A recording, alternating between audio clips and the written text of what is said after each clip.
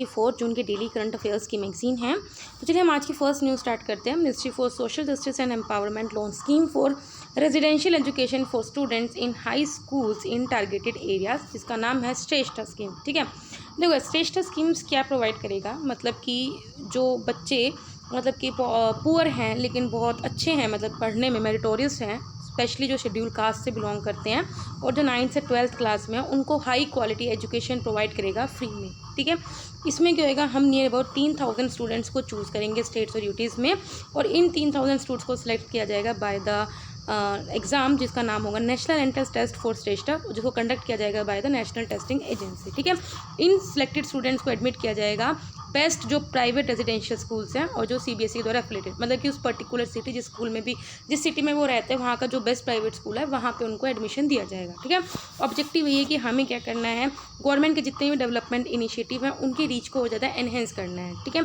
इसके अलावा क्या है, जो लोग एससीज जो मतलब कि वहाँ पे उनको डिप्राइव्ड हैं, उन लोगों को हमें सर्विसेज प्रोवाइड करनी है। ठीक है, in the sector of education by collaborating with the voluntary organisation.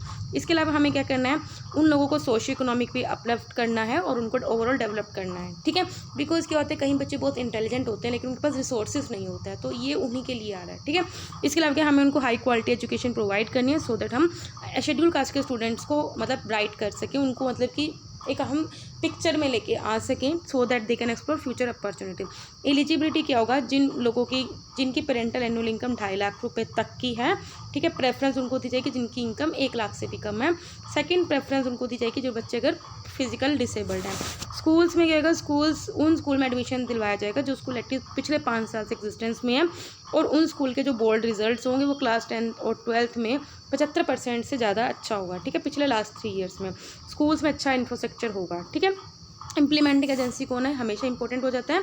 Mode 1 में डिस्ट्रिक्ट एडमिनिस्ट्रेशन होगा, मोड 2 में वॉलंटियर ऑर्गेनाइजेशन होगा, या कोई भी एनजीओ भी हो सकता है। फाइन, नेक्स्ट न्यूज़ है, supreme court mandates minimum 1 kilometre eco sensitive zone for the protected forest. तो गाइस ये जो हमारी न्यूज़ एनवायरनमेंट में कवर होगी अभी क्या है, सो दैट हम क्या कर सकें, वाइल्ड लाइफ बायोडाइवर्सिटी को प्रोटेक्ट कर सके। तो सुप्रीम कोर्ट ने ये बोला है कि हर एक जो भी प्रोटेक्टेड फॉरेस्ट है या नेशनल पार्क है या जो भी वाइल्ड लाइफ सेंचुरी है उसके आसपास 1 किलोमीटर के रेडियस में एक इको सेंसिटिव जोन होगा।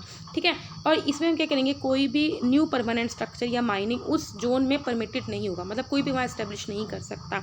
ठीक है, इसके अलावा क्या, जो भी इको सेंसिटिव जोन में अभी भी जो एक्टिविटीज़ चल रही हैं वो तभी मतलब अगर एग्जिस्टिंग कोई एक्टिविटी चल रही है माइनिंग वाली या कोई भी चल रही है तो वो कंटिन्यू तभी हो सकता है अगर चीफ कंजर्वेटर ऑफ फॉरेस्ट ने परमिशन दे दी है। ठीक है, मिनिमम विड्थ जो होगी इको सेंसिटिव जोन की वो भी डाइल्यूट की जाएगी इन ओवरवेलमिंग पब्लिक इंटरेस्ट। ठीक है, इससे पहले Goa foundation versus union of India case हुआ था 2006 में, जिसमें सुप्रीम कोर्ट ने कुछ डायरेक्शन इशू की गई थी। ठीक है, और फिर ministry of environment food and climate change ने एक गाइडलाइंस बनाई थी 2011 में, जिसके अंदर उन्होंने बोला था कि नेशनल पार्क या वाइल्ड लाइफ सेंचुरी के अगेंस्ट एक इको सेंसिटिव जोन होना चाहिए। ठीक है, तो इको सेंसिटिव जोन वो एरिया होता है जो प्रोटेक्टेड एरिया जैसे नेशनल पार्क है वाइल्ड लाइफ सेंचुरी उसके विद इन 10 किलोमीटर्स बनाया जाता है। तो इको सेंसिटिव जोन को हम आइडेंटिफाई करते हैं, उसको नोटिफाई किया जाता है bye ministry of environment, very important, और किसके अंडर एनवायरनमेंट प्रोटेक्शन एक्ट 1986। ठीक है, इसके अलावा क्या होता है, उस एरिया में क्या क्या चीज़ प्रोहिबिट होती है, स्टोन क्वारिंग, मतलब आप मतलब कि क्रश नहीं कर सकते, क्रशिंग यूनिट्स इंडस्ट्री नहीं सेटअप कर सकते, हाइड्रो इलेक्ट्रिक प्रोजेक्ट्स नहीं सेटअप कर सकते, या वहाँ के जो फायरवुड सॉलिड वेस्ट डिस्पोजल इन सबको कमर्शियली यूज़ नहीं कर सकते। ठीक है, सिग्निफिकेंस क्या होएगा इससे, ऑफकोर्स हम क्या कर सकते हैं, क्योंकि जो हमारे प्रोटेक्टेड एरियाज़ हैं वो क्या करते हैं, शॉक एब्जॉर्ब करते हैं, मतलब कार्बन को एब्जॉर्ब करते हैं, तो उसकी तरह काम करते हैं। ठीक है, इसके अलावा हम अर्बनाइजेशन के इम्पैक्ट को मिनिमाइज़ कर सकते हैं, कंजर्व कर सकते हैं वहाँ की स्पीसीज को, फॉरेस्ट जो डिप्लीट हो रहा है उसको भी हम प्रोटेक्ट कर सकते हैं, और मैन एनिमल कॉन्फ्लिक्ट को भी कम कर सकते हैं। इश्यूज़ यही है कि थो की ऑर्डर आ गया है कि हमें क्या करना है, जो इको सेंसिटिव जोन के मिनिमम विड्थ को अलाउड कर दिया कि उसको डाइल्यूट करना है, मतलब बोलते हैं ना कि इको सेंसिटिव जोन 10 किलोमीटर तक होना चाहिए, अभी इसकी विड्थ को डाइल्यूट करने के बाद हो रही है, लेकिन इसमें क्या है, कुछ इश्यूज़ आएंगे। सबसे पहले लोगों की लाइवलीहुड पे नेगेटिव इम्पैक्ट पड़ेगा। ठीक है, जैसे गोवा में माइनिंग को एकदम से रुकवा के क्या किया, वहाँ पे काफ़ी लोग जो उनकी लाइवलीहुड पे क्या हुआ, एकदम से फ़र्क पड़ा। इसके अलावा स्टेट गवर्नमेंट का रेवेन्यू भी कम हो जाएगा, स्पेशली जो स्टेट जो नेचुरल रिसोर्सेज में रिच है। फाइन, नेक्स्ट न्यूज़ है हमारा, supreme court dismisses the petition challenging the construction work at the Puri Jagannath temple. तो कहीं जो हमारी न्यूज़ है कहीं ना कहीं आर्ट एंड कल्चर में कवर होगी। अभी क्या है, जो एक श्री मंदिर परिक्रमा प्रोजेक्ट के अंडर कंस्ट्रक्शन एक्टिविटी चल रही थी, और ये जो श्री मंदिर परिक्रमा प्रोजेक्ट एक हेरिटेज कॉरिडोर प्रोजेक्ट है, तो इसको चैलेंज किया गया है क्योंकि इसने वायलेट किया है ancient monuments and archaeological sites and remain act 1958। अब हम जरा देखते हैं, ये एक्ट बोलता है कि कोई भी प्रोहिबिटेड एरिया के 100 मीटर के डिस्टेंस में कोई कंस्ट्रक्शन नहीं हो सकती, ठीक है। सुप्रीम कोर्ट ने इस पिटीशन को डिसमिस करते हुए बोला है कि अगर कोई एक्टिविटी स्टेट कर रहा है, ठीक है, और वो पब्लिक इंटरेस्ट में है, ठीक है, और वो इस एक्ट के कंप्लायंस में भी है, तो उससे कोई दिक्कत नहीं है। मतलब सिंपल यही है, पूरी जगन्नाथ टेम्पल के आसपास कोई कंस्ट्रक्शन हो रही थी, ठीक है, तो वो उसको चैलेंज किया गया, ठीक है, लेकिन अभी सुप्रीम कोर्ट ने उस पिटीशन को डिसमिस कर दिया, ठीक है। अब पूरी जगन्नाथ टेम्पल के बारे में पढ़ना चाहिए, तो ये कल्चर में कवर होगी। कंस्ट्रक्टेड किया गया था बाय गंगा डायनेस्टी किंग अनंत वर्मा चोड़ा गंगा देवा के द्वारा। लॉर्ड जगन्नाथ, देवी सुभद्रा और बलभद्रा, इसमें वर्शिप की जाते हैं 3 देवताओं को। ये वन ऑफ द 4 धाम है, आपको पता होना चाहिए। 4 अलग धाम बद्रीनाथ, रामेश्वर टेम्पल, द्वारकाधीश, इन 4 मिला के 4 धाम होते हैं। Main temple is constructed in the Kalinga architecture में बना हुआ है। मेन टेम्पल है वो इस कर्वीलीनियर स्टाइल में है। 4 सेक्शन में डिवाइड है, ड्यूला, विमान और गर्भगृह है, ठीक है। इसके अलावा इसका जो पोर्च है उसको हम मुक्षना भी बोलते हैं। नाटा मंडी, नटमडाप, जगमोहन और भोगा मंडप, ठीक है, ऑफरिंग होते हैं। नेक्स्ट न्यूज़ है, supreme court objects to frivolous PIL, that is a public interest litigation petitions, luxury litigation eating up court time, ठीक है। जरा हम ये देखते हैं ये है क्या। देखो PIL क्या होता है, मतलब जैसे बोलते हैं ना PIL फाइल करते हैं, जैसे हमने जोलियन LB मूवी देखी थी, तो PIL क्या होती है, एक लिटिगेशन होती है जो स्पेशली पब्लिक इंटरेस्ट के लिए ली जाती है, और इसमें से कोई भी इंडिविजुअल भी इसको फाइल कर सकता है या कोई ग्रुप भी फाइल कर सकता है। इवन कोई पर्सन किसी को देखे कि हाँ यार उसका इंटरेस्ट देखे वो भी फाइल कर सकता है, और वो सुप्रीम कोर्ट या हाई कोर्ट में जा सकता है, सो दैट अगर उसका फंडामेंटल राइट है, अगर कोई वायलेट हो रहा है तो उसको एनफोर्स करा सकता है, ठीक है।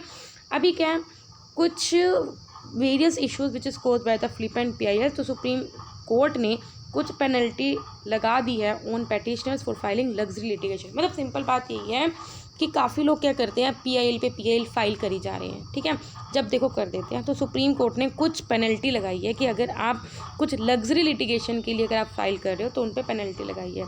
सिग्निफिकेंस क्या PIL का, जस्टिस प्रोवाइड करते हैं लोगों को जो हैंडीकैप्ड होते हैं बाय इग्नोरेंस, इलिटरेसी, ठीक है, जैसे जयपुर छार हिंदू विकास समिति वर्सेस स्टेट ऑफ राजस्थान।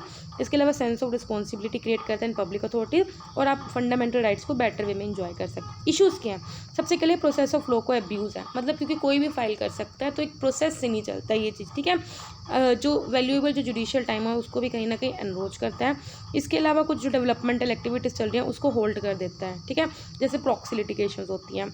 इसके अलावा क्या करता है, कई लोग क्या करते हैं आपस की रिवालरी में कर देते हैं, मतलब बदला लेने के इस तरह कर देते हैं, ठीक है।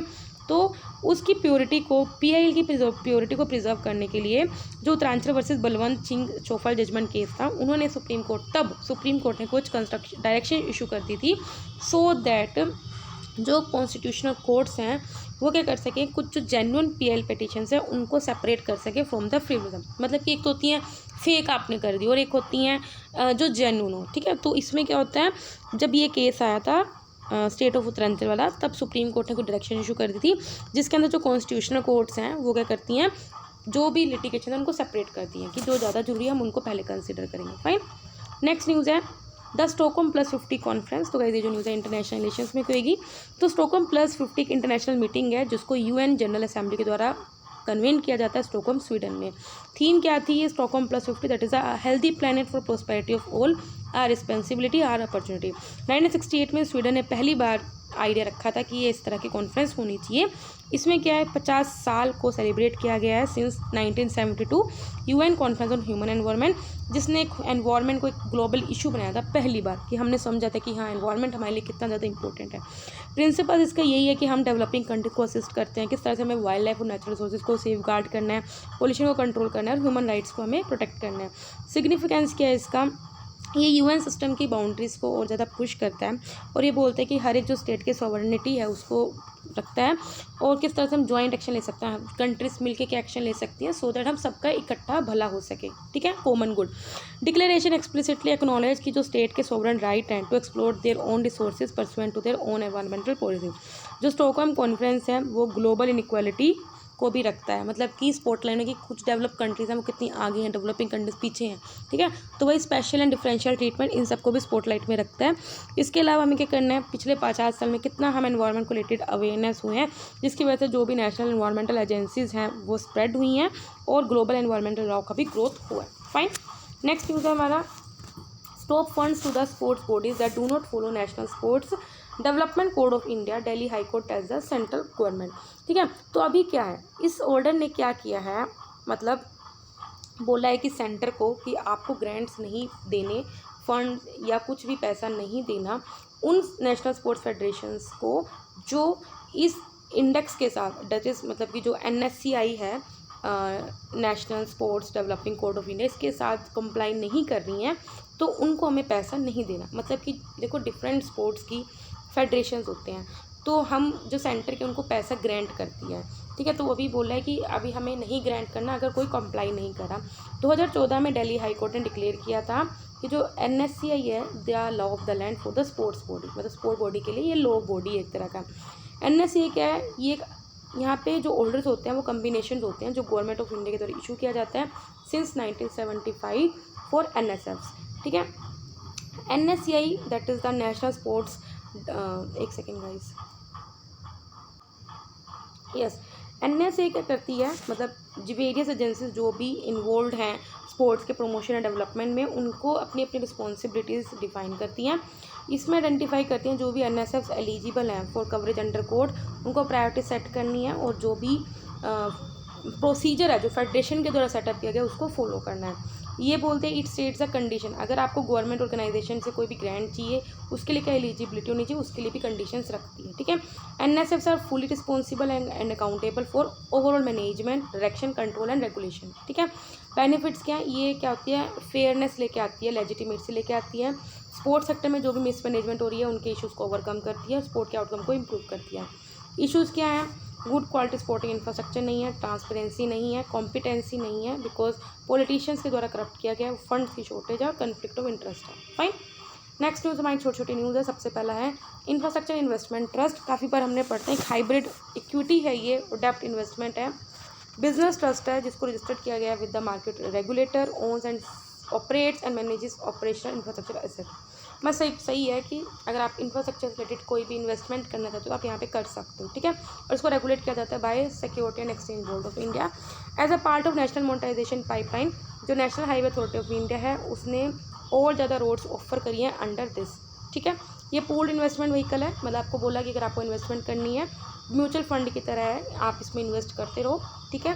Like roads, power plant, transmission line, ये सब मतलब इंफ्रास्ट्रक्चर से रिलेटेड। एडवांटेज क्या, stable and predictable cash flow है, रिस्क नहीं है इसमें, high quality assets and highly liquid रहता है। नेक्स्ट है रीजनल कनेक्टिविटी स्कीम उड़ान, उड़े देश की आम नवीन। देखो पहले उड़ान स्कीम आया था, ये किसके द्वारा लॉन्च किया गया था, बाय फिलहाल ये किसके द्वारा लॉन्च किया गया, मिनिस्ट्री ऑफ सिविल एविएशन 2016 में, सो दैट जो अंडर सर्व्ड या तो अनसर्व्ड एयरपोर्ट्स हैं उसको हम और एयरपोर्ट्स के साथ कनेक्ट कर सकें बहुत कम फ्लाइट में, एट ₹2,500 पर आवर। इसमें जो वाइबिलिटी गैप फंडिंग, मतलब कुछ पब्लिक फंडिंग ज़्यादा देती है इसमें गवर्नमेंट, और अदर कंसेशंस प्रोवाइड करते हैं to the selected airline operators, so that हम वहाँ पे जो फ्लाइट ऑपरेटर्स हैं उनको इनक्रेज कर सकें कि आप वहाँ से अपनी फ़्लाइट को उड़ाना शुरू करो, ठीक है।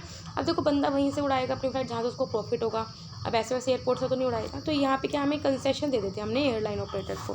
तो अभी जो इंडियन एयरफोर्स ने क्या किया है, नियर अबाउट जो डिफेंस का लैंड है उसको हैंड किया गया 7 लोकेशन में, एक बगोदरा में, दरभंगा, आदमपुर, उत्तरलाई, सरसावा, कानपुर, गोरखपुर में। किसको हैंड ओवर किया इंडियन एयरफोर्स ने, एयरपोर्ट अथॉरिटी ऑफ इंडिया को, सो दैट वहाँ से सिविल फ्लाइट्स को ऑपरेट किया जाए अंडर रीजनल कनेक्टिविटी स्कीम उड़ान। नेक्स्ट है ओवरसीज डायरेक्ट इन्वेस्टमेंट। अभी क्या है ओवरसीज डायरेक्ट इन्वेस्टमेंट, ओवरसीज मतलब बाहर से, ये इन्वेस्टमेंट होती है जो इंडिया के बाहर से बनी हो, ज्वाइंट वेंचर और होली ओन सब्सिडरी है, आइदर अंदर ऑटोमेटिक रूट या अप्रूवल रूट, मतलब या तो गवर्नमेंट रूट के थ्रू कर लो या जैसे मर्जी, ठीक है। इंडिया के जो पार्टीज़ हैं are not permitted to invest in foreign entity, ठीक है। तो अभी क्या जो सेवी इन्वेस्टर्स हैं उन्होंने ओवरसीज डायरेक्ट इन्वेस्टमेंट को यूज़ करके, इस रूट को यूज़ करके क्रिप्टो करेंसीज में बैठ के abroad with the liberalise remittance facility, ठीक है। तो इंडियन पार्टीज कौन कौन से इंडियन पार्टीज नॉट परमिटेड हैं, जो फॉरेन एंटिटी में आप इन्वेस्ट नहीं कर सकते। जो अगर रियल इस्टेट बिजनेस एक्टिविटी में अगर आप एंगेज हो या फिर आप इंडियन रुपी को ऑलरेडी ऑफर करते हो। एलिजिबिलिटी क्या है, मतलब if you want to invest in the ODI, तो आप कौन सी है, देखो सबसे पहले अगर वो जो company body created under act of parliament, partnership firm जो registered under Indian partnership act 1930, LLP और जो रजिस्टर्ड है under LLP act 2008, residential individuals under LRS, मतलब जो लिबरेंस रेमिटेंस स्कीम के अंदर जो रेजिडेंट इंडिविजुअल्स हैं वो सब इस स्कीम में इन्वेस्ट कर सकते हैं। कौन नहीं कर सकता वो हमने ऑलरेडी बता चुके हैं, जो रियल इस्टेट के बिजनेस में एंगेज है और जो फाइनेंशियल प्रोडक्ट्स ऑफर करता है which is linked to the Indian rupee. Fine. Next news है, ministry of housing and urban affairs pushes for Swachh Tirth. ठीक है, तो ministry of housing and urban affairs ने उत्तराखंड, जम्मू कश्मीर और उड़ीसा से पूछा है कि आपने क्या स्टेप्स लिए हैं सो दैट जो केदारनाथ यात्रा उत्तराखंड में, जम्मू कश्मीर अमरनाथ यात्रा और उड़ीसा में जो रथ यात्रा है कि उसमें आपने high level of cleanness provide किया, ऐसे क्या स्टेप्स लिए हैं। तो उनको रिक्वेस्ट किया गया कि आपको sufficient number of public toilets बनाने चाहिए वहाँ पे for both man and women through the approach roads to the shrines, और सभी जो ईटिंग पॉइंट्स हैं उनको भी सेंसिटाइज करना चाहिए, गार्बेज जहाँ से कलेक्ट हो रहा है, ठीक है, फूड वेस्ट जो भी है उसको प्रोसेसिंग करनी चाहिए वहाँ पे, large scale people participation so that ज़्यादा लोगों को वहाँ पे लगाना चाहिए सो दैट क्लीनलीनेस रहे वहाँ पे। ठीक है, स्वच्छ तीर्थ मतलब जो भी तीर्थ स्थान है वो स्वच्छ रहें। नेक्स्ट है सागरमाला यंग प्रोफेशनल स्कीम। तो Sagarmala young professional scheme formulate की गई है, very important, by ministry of port, shipping and waterways, so that हम क्या कर सकें, अपनी जो डायनेमिक या जो टैलेंटेड यंग प्रोफेशनल है उसको वेरियस डिवीजन्स में लगा सकें। सागरमाला है क्या है कि नेशनल इनिशिएटिव जो 2015 में लॉन्च हुआ था सो दैट जो हमारा इंडिया का लॉजिस्टिक सेक्टर है, मतलब जो भी ट्रांसपोर्ट सेक्टर है उसको हम ट्रांसफर कर सकें। इस स्टेटस स्कीम के अंदर नियरली 25 यंग प्रोफेशनल्स को हम 2 साल के लिए हायर करेंगे, और उसको और 2 साल के लिए हम एक्सटेंड कर सकते हैं सो दैट हम हाई क्वालिटी इनपुट इस एरिया में डिलीवर कर सकें, जैसे इंफ्रास्ट्रक्चर में, डाटा एनालिसिस, प्रोजेक्ट मैनेजमेंट में। ठीक है, तो सिंपल बात ये है कि देखो ये मेनली सागरमाला मतलब ट्रांसपोर्टेशन सागर के थ्रू, ओशंस के थ्रू। ठीक है, नेक्स्ट है tracking sustainable development goal 7 the energy progress report. तो ये जो ज्वाइंट रिपोर्ट है वो किस किस के द्वारा रिलीज़ की गई है, by world bank, WHO, UNSD, international energy agency, IRENA that is the international renewable energy agency, on global progress under the sustainable development goal 7। और गोल 7 का मतलब क्या बताता है वो, सस्टेनेबल एंड मॉडर्न एनर्जी। ठीक है, फाइंडिंग ये है कि 2020 में 91% जो वर्ल्ड की पॉपुलेशन है उसके पास इलेक्ट्रिसिटी का एक्सेस था, तो अच्छी बात है। जिस हिसाब से हम प्रोग्रेस कर रहे हैं तो 2030 तक 92% इलेक्ट्रिफिकेशन हो जाएगा, मतलब 91% 92% हो जाएगा। और जो रिन्यूएबल की एनर्जी का जो शेयर है वो उसमें कम है, 30% है। ठीक है, 2030 तक वो 30% हो जाएगा और 2050 तक हम नेट जीरो कार्बन एमिशन को मतलब कि अचीव कर सकते हैं। नेक्स्ट है प्रधानमंत्री जीवन ज्योति बीमा योजना। तो अभी जो इंश्योरेंस रेगुलेटरी डेवलपमेंट अथॉरिटी है उन्होंने क्या किया है, जो भी इंश्योरेंस कंपनीज़ के द्वारा ये स्कीम ऑफर की जाती है, ठीक है, उसकी कैपिटल को रिड्यूस करके 50% कर दिया है। इससे क्या होगा, जो भी इस स्कीम में और इंश्योरेंस ऐड हो सकते हैं और पार्टिसिपेट कर सकते हैं और फाइनेंशियल सिक्योरिटी प्रोवाइड कर सकते हैं। इस स्कीम को लॉन्च की गई थी बाय मिनिस्ट्री ऑफ फाइनेंस 2015 में, सो दैट हम क्या कर सकें, जो लोग 18 से 50 साल तक के बीच में उनको एफोर्डेबल वे में इंश्योरेंस प्रोवाइड कर सकें। इस स्कीम को ऑफर किया जाता है बाय LIC और भी इंश्योरेंस कंपनीज़ हैं जो जिनका मन है उनको ऑफर करने का तो वो कर सकती हैं after necessary approval and tie up with banks. ठीक है, नेक्स्ट है integration of e-Sanjeevani portal with ABDM। तो अभी क्या जो नेशनल हेल्थ अथॉरिटी है उन्होंने अनाउंस किया है कि वो ई-संजीवनी को इंटीग्रेट करेंगे उसके flagship scheme Ayushman Bharat digital mission के साथ। ठीक है, अब इस स्कीम का एम क्या है कि हम एक हाईवे बिल्ड करना सो दैट जो एग्जिस्टिंग डिजिटल हेल्थ सोल्यूशन है उसके गैप को फिल कर सके। ठीक है, ई-संजीवनी का पता ही है कि एक इलेक्ट्रिकल बोर्डर है, आपको टेलीफोनिक पे आपको मेडिसिन सर्विसेज प्रोवाइड कर सकता है और इंस्टेंट हेल्थ एंड वेलनेस। ठीक है, इस इंटीग्रेशन से क्या होगा, जो भी एग्जिस्टिंग ई-संजीवनी यूजर्स हैं वो क्या कर सकते हैं, अपने आयुष्मान भारत हेल्थ अकाउंट को क्रिएट कर सकते हैं to use this link and manage their existing health record. Last news है सांची पेंटिंग। जो इंडियन PM है ड्यूरिंग द क्वाड मीटिंग उन्होंने क्या किया है, US को सांची पेंटिंग गिफ्ट की है। ठीक है, ये पेंटिंग वृंदावन उत्तर प्रदेश में फ्लरिश्ड है during 15th to 16th century. इसमें कुछ स्टेंसिल्स हैं जो based on incident like the Lord Krishna की लाइफ पे। ठीक है, सांझी का टर्म का मतलब ये है ड्राइव फ्रॉम सांझ और dusk and it is related to the practice of making rangolis in temples at the dusk. ठीक है, तो गाइस यहाँ पे जो 4 जून के डेली करंट अफेयर्स कंप्लीट होते हैं। वीडियो अच्छी लगे तो लाइक करना, कोई डाउट हो कमेंट करना। तब तक के लिए बाय, टाटा।